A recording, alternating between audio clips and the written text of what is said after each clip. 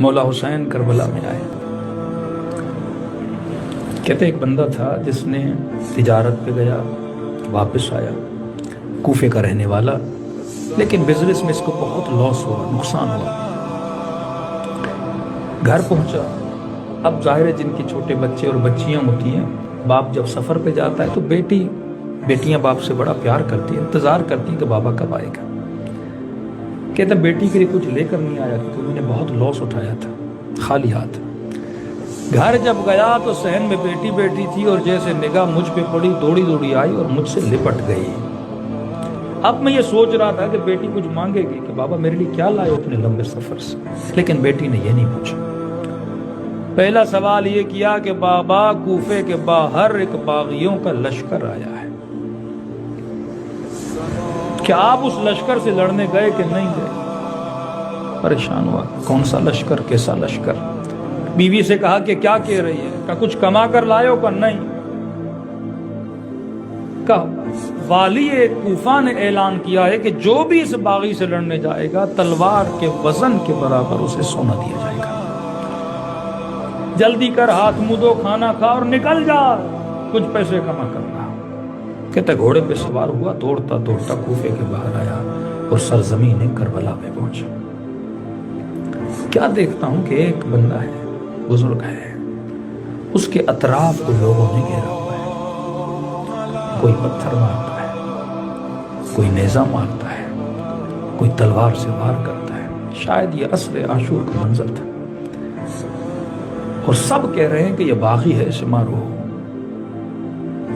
کہتا میں نے کہا میں پیچھے کیوں رہ جاؤں. میں بھی آگے بڑھا اور ایک پتھر اٹھایا اور اس بھیڑ کو چیرتا ہوا جب آگے بڑھا اور میں نے اس ہستی کو جب پتھر مارنا چاہا تو اس نے اپنی نگاہیں بلند کر کے میری طرف دیکھنا شروع کیا. جب میں نے ان کے چہرے کو دیکھا تو ماتھے پہ سجدے کا نشان تھا، نورانی چہرہ تھا. میں نے کہا کہیں ایسا نہ ہو اس والی کے وجہ سے میں کسی.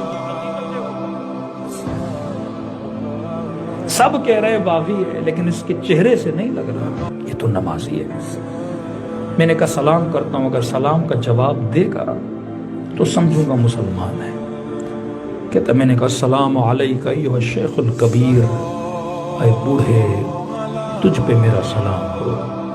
کا یہ کہنا تھا، ایک خوشی سی اس کے چہرے پہ آئی اور کہا وعلیکہ السلام، تجھ پہ بھی میرا سلام ہو. یہ بتا تو مجھے مارنے کے لیے کیوں آیا ہے؟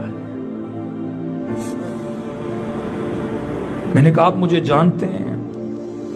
کا خط بھی خود لکھتے ہو، پتھر مارنے کے لیے بھی خود آتے ہو. میں نے کہا میں نے تو آپ کو کوئی خط نہیں لکھا. کہا تو نے حسین کو خط نہیں لکھا تھا؟ اب تصور کرے پوری زندگی ایک بندہ امام زمانہ کا انتظار کر اور ایک دن جب مولا سے سامنا اور اس کیفیت میں ہو کہ اپنے مولا کو پتھر مارنے کے لیے کھڑا ہو جائے. جیسے کہا جس حسین کو تو نے خط لکھا تھا میں وہی حسین ابن علی ہوں. کا پاؤں سے گویا زمین نکل گئی، جا کر امام کے قدموں میں گرا. میں نے کہا مولا واللہ مجھے نہیں پتا تھا، میں تجارت پہ گیا تھا، اگر پتا ہوتا آپ آئے ہیں اپنی جان آپ پہ نچھاور کر دیتا. تلوار نیام سے نکالی. مولا جب تک زندہ ہوں آپ کو ایک زخم آنے نہیں دوں گا. امام نے کہا جتنا جلدی ہو سکے کربلا سے باہر چلا جا، تیرا نام شہداء کربلا میں نہیں ہے. میں نے کہا مولا کیسے جاؤں، کلیجہ پارا پارا ہو جائے گا. کہا حکم دے رہا ہوں جتنا جلدی ہو سکے نکل جا. کہا مولا جلدی کیسی؟ کہا بھی آواز دوں گا حل من ناصر ینصرنا، اور اگر آواز کو سنا مدد نہ کی جہنمی بن جاؤ گے. میں نہیں چاہتا، تیرا نام شہداء میں نہیں ہے. مصلحت یہ ہے کہ تو کوفے کا حکم کی تعمیل کرتے ہوئے آگے بڑھتا گیا. چند قدم بڑھا ہی تھا روتا ہوا تو پیچھے سے پھر آواز دی ذرا میرے قریب آ. اب کہتا جب امام کے قریب گیا، علماء فرماتے ہمیں نہیں پتا مولا حسین کی انگلیوں میں انگوٹھیاں کتنی تھی. ایک انگوٹھی کا تو پتا ہے کہ ظالم نے کہا اتر نہیں رہی تھی، میں نے حسین کی انگلی کو کاٹ دیا تھا. شاید دوسری انگوٹھی کہتے ہیں یہ تھی. کسی کا قریب آ کر قریب آیا، امام نے ایک انگوٹھی اتار کے اس کے ہاتھوں پہ رکھی. یہ بیان کر رہا ہوں کہ اہل بیت کتنا تیری نسلوں سے محبت کرتے ہیں. ہاتھوں پہ رکھی کہ مولا یہ کس کے لیے دے رہے ہیں؟ کہ تیرے گھر میں ایک 4 سالہ بچی ہے.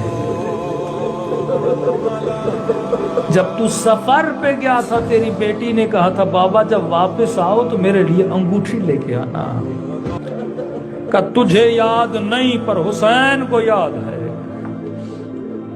جب گھر جاؤ تو یہ انگوٹھی اپنی بچی کو دینا اور اتنا کہنا جسے تو مارنے گیا تھا وہ باغی نہیں تھا، وہ نمازی تھا.